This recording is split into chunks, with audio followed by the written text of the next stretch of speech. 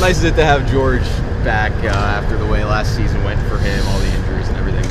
Well, George is obviously a good player. He's not 100% back yet.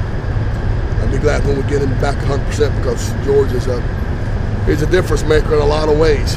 So when we get him fully back, I think our offense will pick up a notch.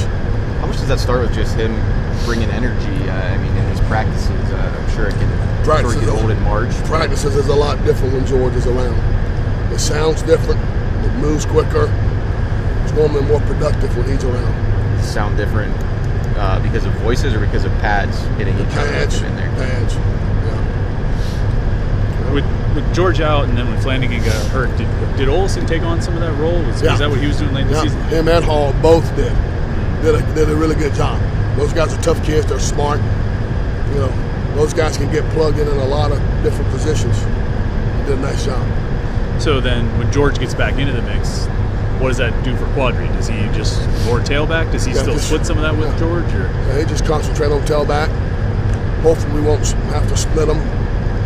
But in the event something happens to George, then we've got a veteran guy that can go in and play winning football. Is Tyler Sear sort of an option in that role too? It's getting better. It's new. It's a different animal in there. Mm-hmm. You know, instead of playing on the perimeter, you know, in the backfield, there's a lot of things moving. There's a lot of things you got to see. There's a lot of things you got to react to. You got to do it in a hurry. Sometimes you don't. You know, you get twisted up. And sometimes it's ugly, but yet effective. So it takes time. What we're doing with him, it just takes time. He'll be all right. Does George's presence allow you to use that position more often than you would? Yeah. Again, because George can play the fullback position. He can play the tight end position. He's got good ball skills. He can play a receiver's position. He can line up at receiver, motion in the backfield, play fullback. He can line up at tight end. I mean, he can do a lot of different things. He's like a Swiss Army knife. How'd you guys do Saturday down at Hines? Okay. In the scrimmage. Okay, the bar's high.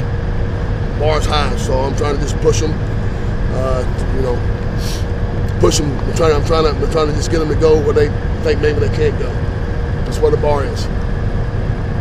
You've got two seniors in your running back group, but you know, coming out of last year, do you feel like you still have a lot of question marks about position, about the group as a whole, or do you feel like you have a good handle on what you have? We got a good handle on what we've got. We got two veteran running backs that can play winning football, can do a lot of things. We got some young guys we got to develop. We got a talented guy coming in. So it'll all sort out. We'll get a good plan this summer, how we get guys ready, what roles we put guys in. And then we'll go forward. We'll execute the plan in the training camp. With Henderson gone now, or every day out here, are you sort of, you know, kind of mentally going through who might take those return duties over, whether it's you know, an older guy like Maurice or a younger guy who's just coming in? Yep. Is anybody standing out so far? Yeah. All right.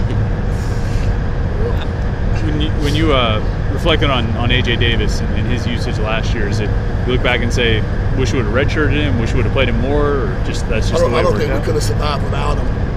I wish we'd have had opportunity to play more, but in his development and with where we were with our team, perhaps too many critical errors and critical times would have caused us, would put us in harm's way.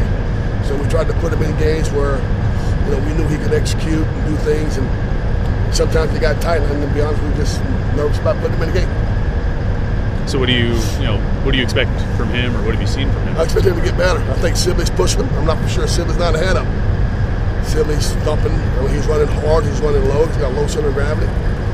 So we'll see where it sorts out. Right now, Sibley's playing better than he is. Is he playing better than one of the older guys too, or no? Would you say it's a separation there? That's still a little separation, but very pleased with Sibley. AJ's got to come on. AJ's intensity's got to get better. He just kind of, intensity's got to get better. We're not playing. We don't play Dr. Phillips this year. We traded him for Wake Forest, so the intensity's different. Darren had that 3-game stretch, and then the last 2 games, the numbers weren't there. Was that something with him, just tougher competition, or? I'm sorry? Darren in the last couple of games of the year, he had that 3-game stretch at Duke, Virginia, Carolina, put up big numbers, and then the last 2 games he didn't put up as big in numbers. Was that just tougher competition? Any change with him? The defense that Virginia Tech plays causes issues.